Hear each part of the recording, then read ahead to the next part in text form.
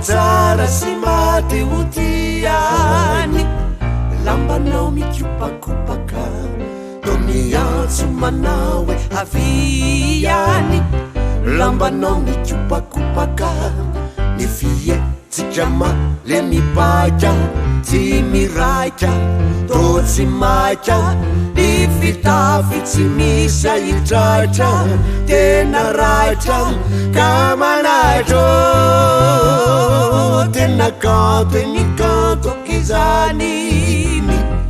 lambanao mikopakopaka ka nambabo ny foko avetrahany ny lambanao mikopakopaka ny akanjonao tsara didy narafy ny elonao mena ny atsara sy mitombo vidy ravahan'ireo volamena manendrika anao avokoa nefa saoao raha matoa fa tsara sy mateotiany lambanao mikopakopaka to miantso manao hoe aviany lambanao mikopakopaka ny fietsika le mipaka tsy miraika to tsy maika ny fitafy tsy misy ahitratra tena raitra ka manaitro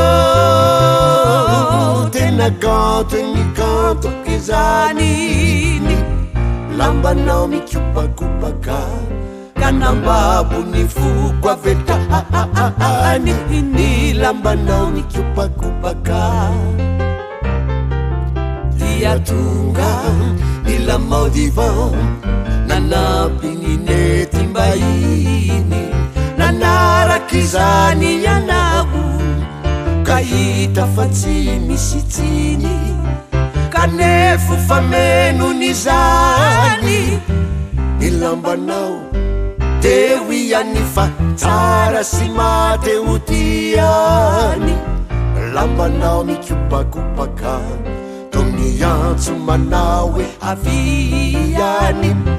lambanao mikopakopaka ny fietsika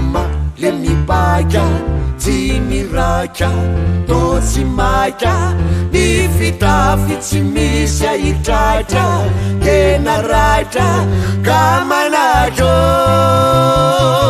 tena kanto ny kantoky izany lambanao mikopakopaka ka nambabo ny foko avetrahany